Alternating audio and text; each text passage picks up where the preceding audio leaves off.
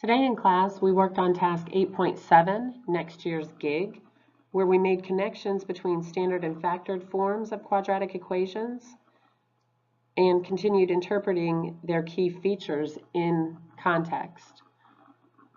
We related the key features both to the graphs and the equations in standard form.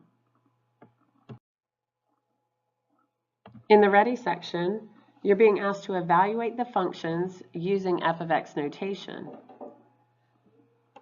So for each of these equations, you're given the value of x, and you're simply replacing the x's in the equation with its value. In this case, it's saying find the value of the function when x is equal to 0.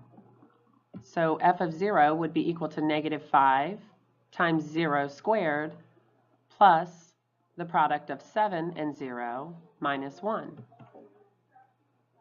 Each of the first two terms simplifies to 0, and the last term remains the same. So the value when x is 0, the value of the function is -1. We know that this is our y-intercept because our y-intercept will always have an x value of 0. That's the location where our function crosses the y-axis. So when x is 0, y is -1. Notice that the -1 is simply our third term in this quadratic function in standard form. Just like in a linear function, we know that the last term, which is the constant, is our y-intercept. It's the same in a quadratic function. That last term, which is the constant, if there is a constant, is going to be your y-intercept.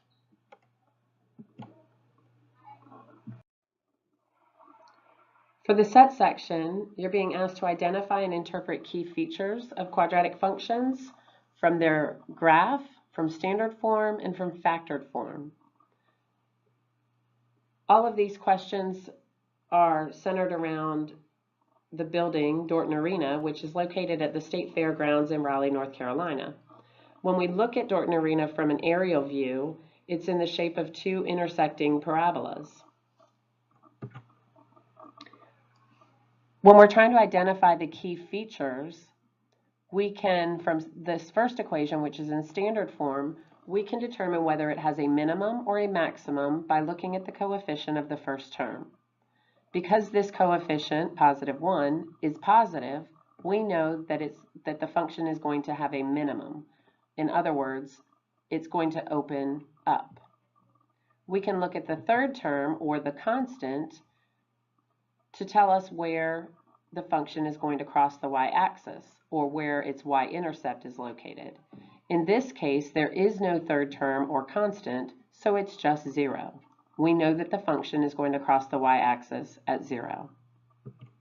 If we look at a function in factored form, in order to determine whether it's going to have a minimum or a maximum, we would want to first convert that into standard form.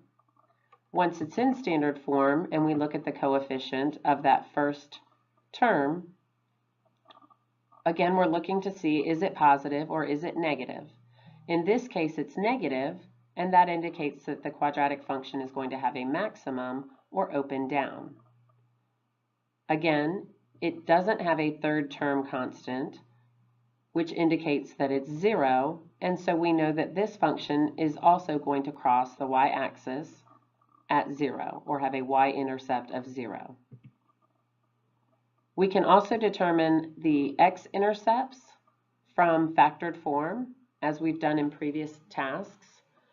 We set each of the linear factors equal to 0 using the 0 product property and solve for the x values. Those x values, that tells us what our x values are when our y values are 0, or where our functions cross the x-axis. And for this second equation, we can see that the function crosses the x-axis twice at 0, 0, and 127, 0. When we go back and look at the first function, if we convert that standard form into factored form, you can see that we end up with the two linear factors of x and x minus 127. Using the zero product property again, we would set each of those factors equal to 0 and solve for x. When we solve each for x, we end up with 0 and 127 again.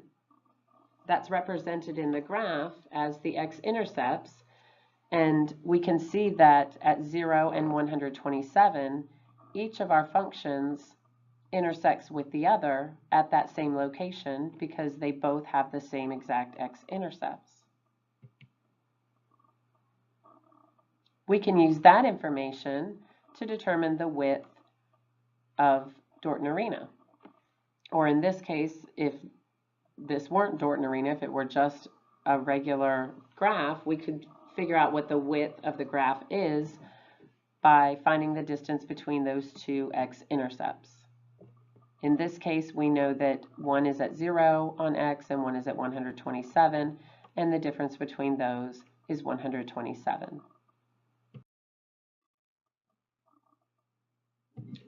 When we're looking at additional features such as the vertex, we're looking for that axis of symmetry. In other words, what is our x value that would divide our function in half? In order to determine the x value of our vertex, we're going to use our two x-intercepts, and we're going to take the x values from our x-intercepts and find their average. We're going to add them together and divide by 2. When we add 0 and 127 together and divide by 2, we get 63.5. That is our x value for our vertex. When we replace our x in standard form with its value of 63.5 and simplify, we find that the y value, or the function of x, would be negative 4,032 1/4. We can do the same in factored form. We can replace our x's with their values of 63.5 and simplify, and we find that the function of x, or the y value of our vertex for this function, is 4,032 1/4. Notice that one is positive and one is negative. And when we look at those points on the graph and find the distance between those, again, we're taking the difference of those 2 points of the y values. We end up with a distance of 8,064.5 feet across. Remember that when you're looking for the other key features, such as the intervals of increase, when we're looking for the intervals of increase and decrease, we're using those x values to determine the intervals of increase and decrease. When we're looking at the domain, we're looking at, again, the x values. When we're looking at the range, we're looking at the y values. All of those can be determined from the graph. And you're going to be asked in the set section to do that for each of the equations, each of the functions.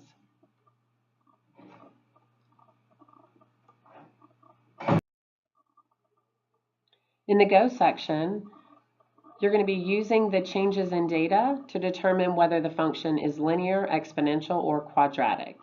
And so we're looking at the data. There's 3 different representations. One is represented in a table, one is represented in a graph, and one is represented in an equation or a function. We know that all linear functions must have a constant rate of change. There's a common difference that's occurring from each piece of data. In an exponential function, we know that we're going to see the changes represented by a common factor or a common ratio. And in a quadratic, we're looking for that second difference pattern.